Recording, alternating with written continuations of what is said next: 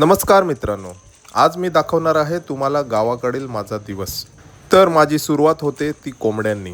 सर्वप्रथम पाहिले कुडूक धरलेल्या कोंबडीला आणि मग सोडायला गेलो आपल्या बाकीच्या कोंबड्यांना। बघा किती आवाज करत आहेत। सर्वप्रथम आपण सोडले मोठ्या कोंबड्यांना आणि छोटी पिल्ले जी आहेत ती आहेत ह्यामध्ये। बघा कशी बाहेर बघतायत। मी यांना सोडत असता पप्पांनी सोडले दुसऱ्या कोंबडीला जिने आत्ताच पिल्ले काढली आहेत ना किती क्यूट ही पिल्ले। मग आता सोय करूया त्यांच्या खाण्याची।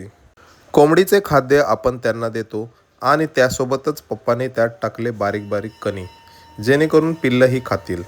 मग आपण सोडले दुसऱ्या कोंबडीला जिची 4 पिल्ले आहेत, ती पण आता थोडी मोठी झालेली आहेत आणि जे मी खाद्य भरत होतो ते ह्यांच्यासाठीच होते। तेवढ्यातच एक कोंबडी आली अंड घालायला, तिला पप्पांनी झाकले आणि बरं का आपल्याकडे अजून एक कोंबडी कुडूक धरून आहे, ती पण बसली आहे सज्जाच्या वर। आम्हाला माहीतच नाही तिने तिथे अंडे घातले आहेत, मग ती तिथेच बसून आहे। मग आपण सोडले थोडे मोठे झालेल्या कोंबड्यांना। बघा कशा आहेत।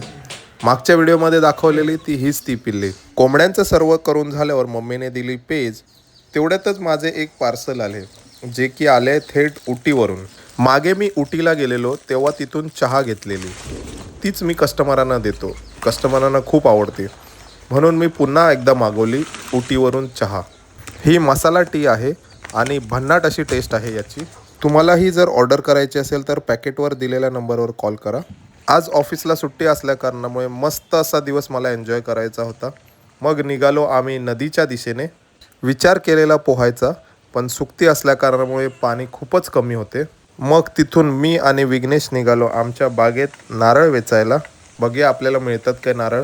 आणि ही आहे आपली बाग, ज्याला आम्ही परडा असे म्हणतो, ज्यामध्ये नारळ, फणस, आंबा, साग अशी बरीच प्रकारची झाडे आम्ही लावलेली आहेत।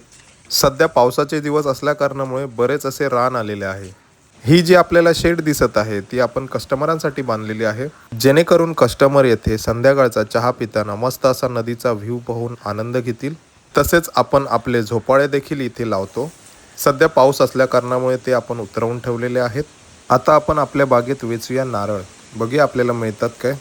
बागेत मला एक वेगळेच झाड दिसले। तुम्हाला माहिती आहे का हे कसले झाड आहे? कमेंटमध्ये नक्की सांगा।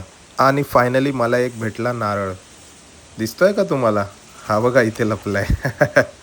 सकाळी सकाळी बागेत आल्याचा फायदा। बागेत हिंडता हिंडता बरीच अशी नवीन नवीन झाडे मला दिसली, त्यापैकी हे एक। आता नेक्स्ट व्लॉगमध्ये पाहूया मी कुठे कुठे फिरलो आणि काय काय एन्जॉय केलं। सो तुम्ही जर चॅनलवर नवीन असाल तर चॅनलला सबस्क्राईब करायला विसरू नका आणि बेल आयकॉनला प्रेस करा।